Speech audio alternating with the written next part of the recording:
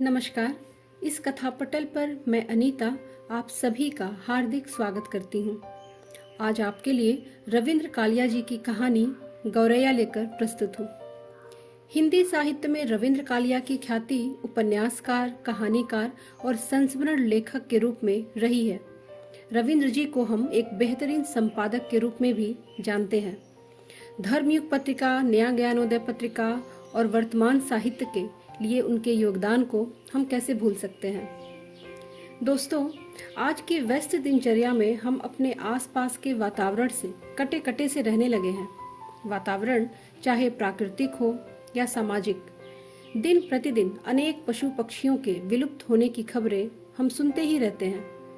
महज 10-15 वर्ष पूर्व तक घर की मुंडेरों पर, हमारी बालकनी, छतों पर फुदकने वाली गौरैया हमसे दूर होती गई और अब तो गौरैया दिवस मनाने की नौबत भी आ गई। परंतु इस कहानी के लेखक के घर आने वाली गौरैया कुछ अलग है। उसे अपने आसपास फुदकता देखकर लेखक के मन में अनेक विचार जन्म लेते हैं। आइए सुने सोचने पर विवश कर देने वाली ये कहानी, जिसका शीर्षक है गौरैया। जेठ की उजली दोपहरी थी। पत्ता तक नहीं हिल रहा था। लू के थपेड़े घने पेड़ों के बावजूद बदन पर आग की लपटों की तरह लपलपा रहे थे। इस खौफनाक मौसम में बस एक राहत थी, गौरैया की मधुर आवाज। दोपहर के इस घनघोर सन्नाटे में उसकी आवाज पेड़ पौधों के ऊपर तितली की तरह थिरक रही थी। इस आवाज के सम्मोहन में मैं बाहर बगिया में निकल आया और पेड़ के नीचे पड़ी खटिया पर पसर गया।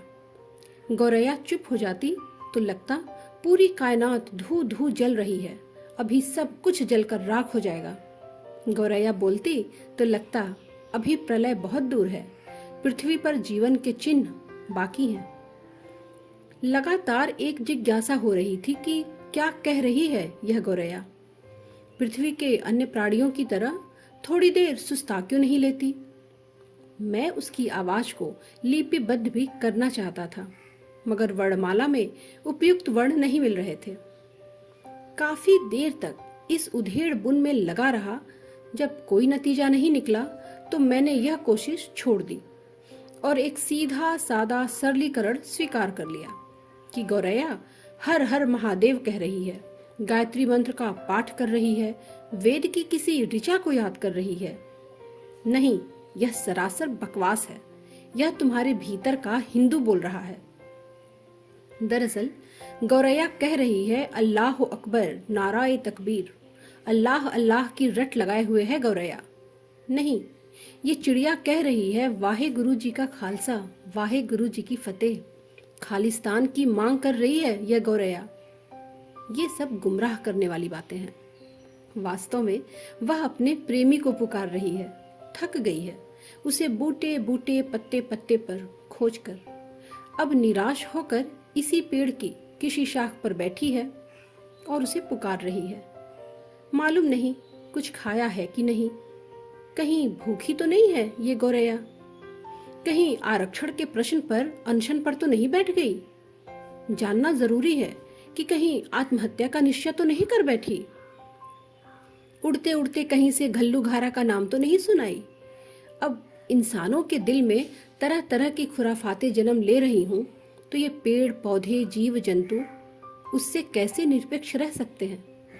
ये भी तो उसी वातावरण के अंग है जहां लू से भी तेज चिलचिला रही है सांप्रदायिकता। दुकानों मकानों की छतों पर छोटी छोटी पताकाओं के रूप में फहरा रही है सांप्रदायिकता। इश्तिहारों की शक्ल में दीवारों पर चस्पा कर दी गई है सांप्रदायिकता। इस जहरीले माहौल में यह नन्ही सी गौरैया कैसे बेदाग रह सकती है। मगर इसकी आवाज सुनकर आभास होता है कि वह अभी इस संक्रमण से मुक्त है। थोड़ी देर तक गौरैया की आवाज सुनाई नहीं दी। अचानक मेरी नजर खपरेल पर गई तो मैंने देखा गौरैया खपरेल के नीचे बल्ली पर बैठी है। न जाने कब से वह एक नन्हा सा घोंसला बनाने में व्यस्त थी। इस वक्त भी उसकी चोंच में सूखी घास का एक तिनका था। घास नहीं, यह रामशिला है, यह घोंसला नहीं, राम मंदिर के निर्माण में संलग्न है। सिया राम मैं सब जग जानी। अचानक मस्जिद से अजान के स्वर उठे तो मेरा ध्यान भंग हुआ।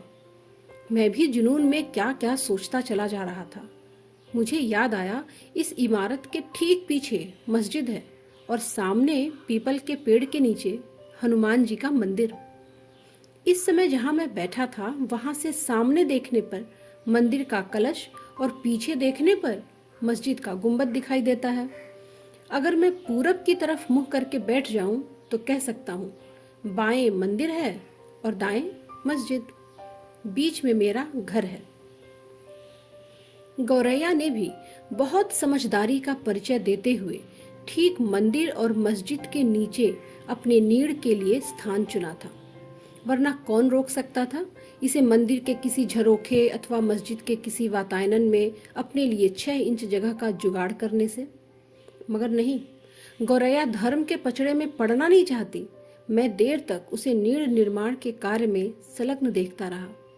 वह तिनके खोज कर लौटती, कुछ देर सुस्ताती, 2-1 बार अपनी कोयल जैसी सुरीली कूक से सन्नाटा तोड़कर ईंट गारा की तलाश में फिर गायब हो जाती। क्यों बना रही है वह अपने लिए एक सुंदर नीड़? अभी तक कहाँ रह रही थी? अपनी सुहाग की सेज तैयार कर रही है अथवा प्रसूति गृह का निर्माण? अनेक प्रश्न मन में उठ रहे थे। अगले दिन सुबह देखा, उसका घोंसला बनकर तैयार था। अब वह बाकायदा इस घर की सदस्या हो गई थी। अब उसका पता भी वही था जो मेरा पता था।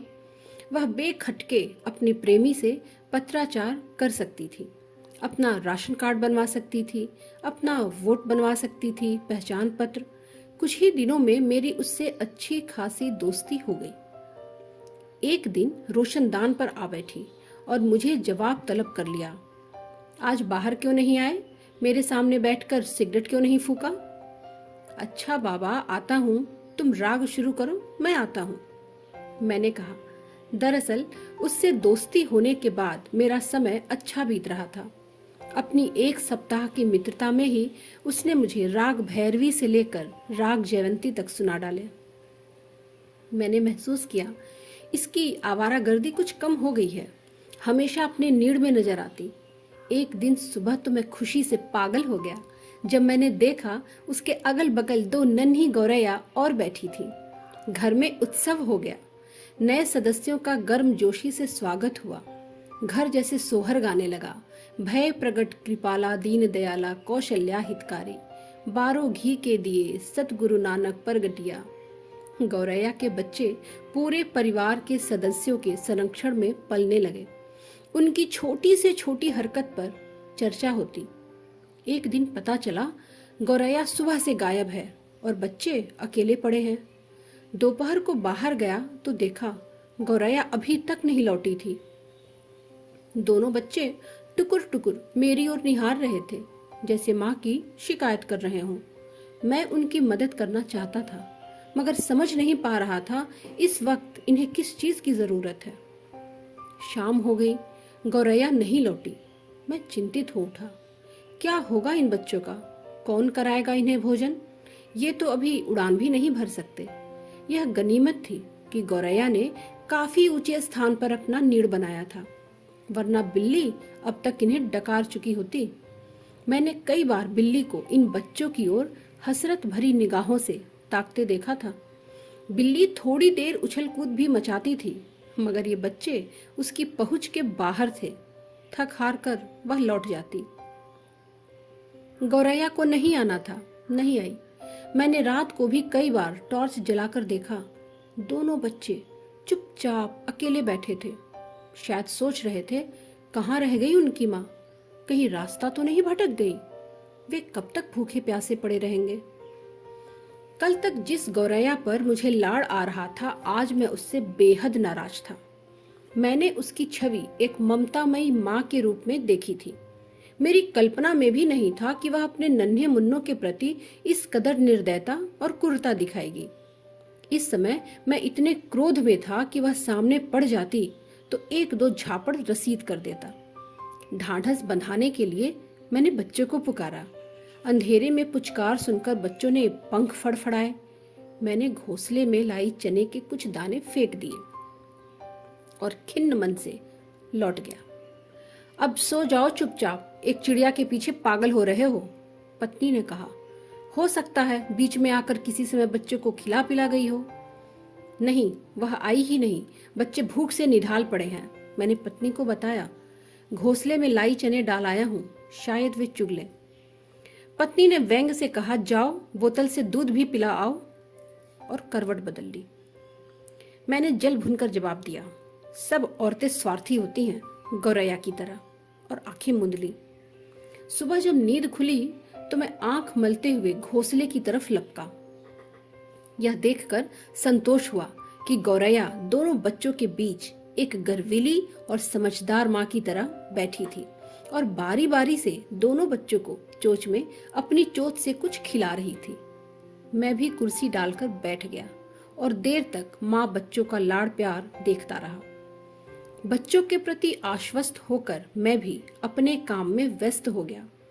दोपहर होते होते गौरैया ने चहचहाना शुरू कर दिया और उसने पूरी बगिया जैसे सिर पर उठा ली।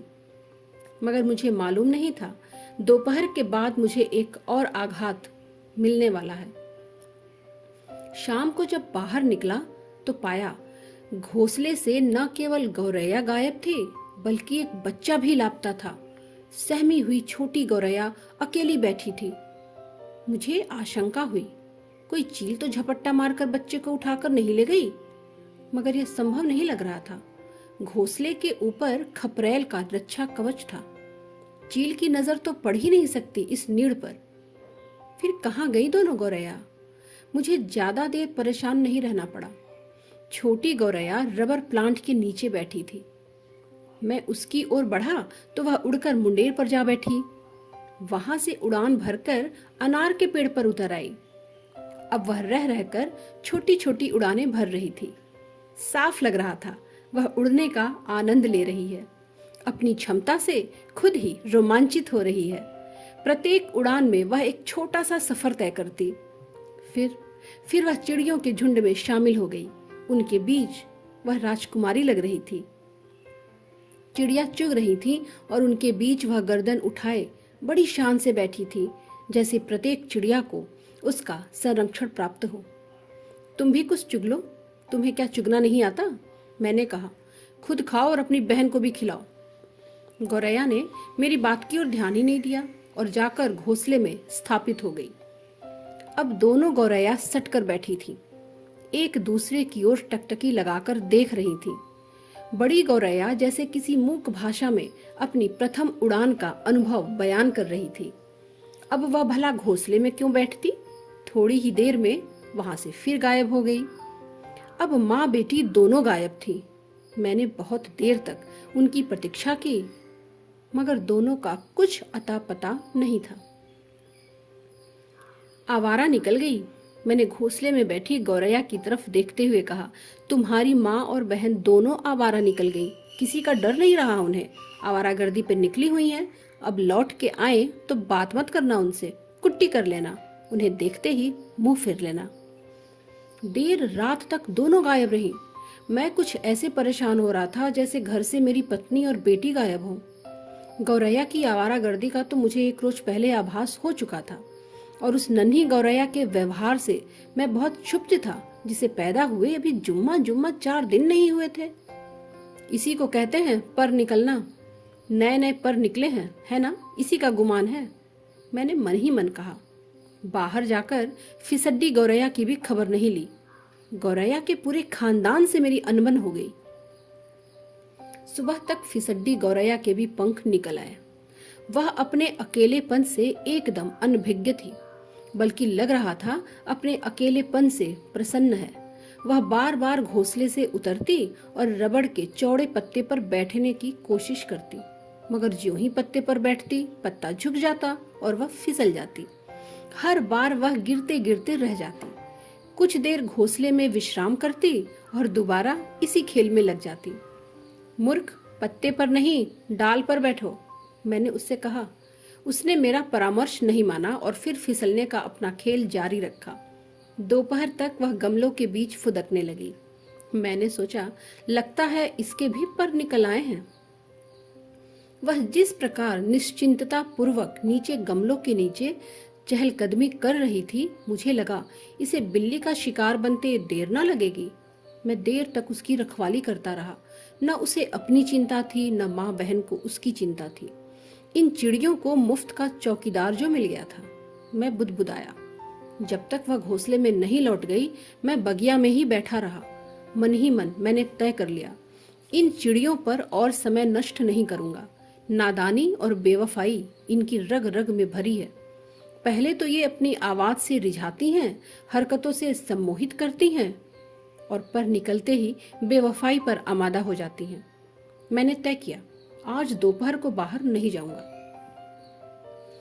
शाम को जब मैं निकला तो देखा घोंसला खाली पड़ा था। उसमें चिड़ई का पूत भी नहीं था।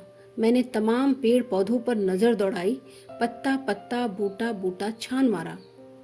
गौरैया परिवार का नाम निशान नहीं था। मुझे ज्यादा आघात नहीं लगा, क्योंकि मैं मानसिक रूप से अपने को तैयार कर चुका था कि यह अंतिम गौरैया भी मुझे धता बताकर गायब होने वाली है। मैंने राहत की सांस ली और फूलों पर मंडराती तितलियों का नृत्य देखने लगा। बीच बीच में गमलों के बीच भी निगाह दौड़ा लेता कि कहीं कोई गौरैया मुझसे लुका छिपी न खेल रही हो।